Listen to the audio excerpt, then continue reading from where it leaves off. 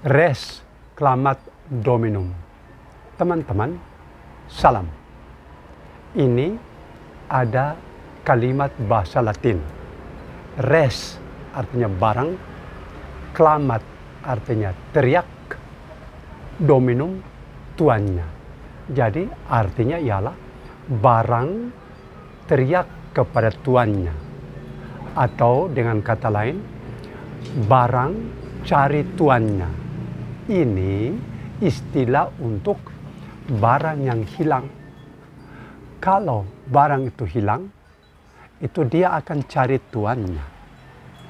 Dan kalau orang curi kita punya barang, kita tuannya ini cari. Dan barang itu teriak kepada kita.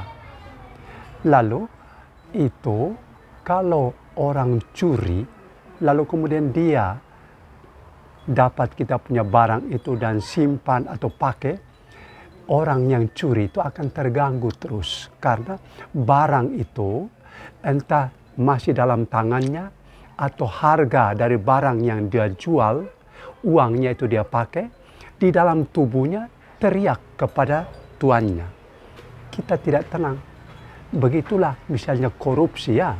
Korupsi itu kan uang itu milik rakyat, milik orang banyak.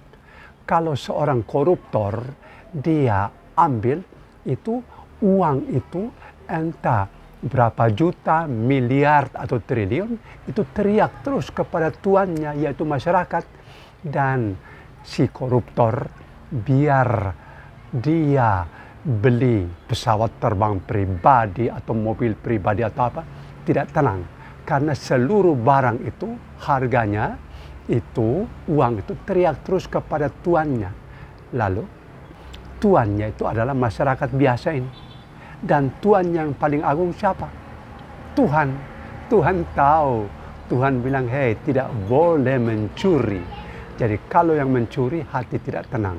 Sehingga kalau res clamat dominum itu kita punya, kalau nafsu terlalu besar, ambil orang punya barang secara tidak wajar, itu nafsu tidak teratur.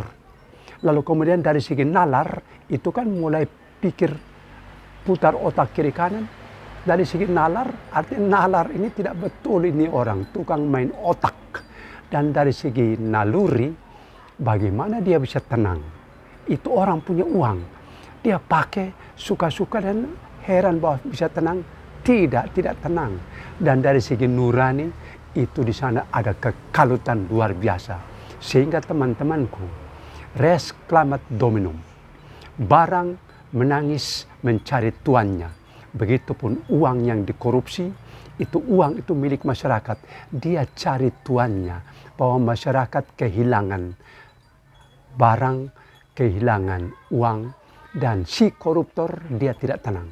Jadi melalui teori kecil saya, kuadran Bele ini, itu sederhana saja. Nafsu itu harus teratur. Nalar itu harus benar-benar jernih. Dan dari segi nurani itu tenang. Dan naluri itu maksudnya ya ingat orang punya barang. Dan di dalam nurani itu ingat, Tuhan tahu. Biarpun sembunyi bagaimana, Tuhan tahu. Itulah yang saya tawarkan dalam filsafat kepribadian kuadran Bele. Jadi res clamat dominum. Terima kasih teman-teman. Selamat.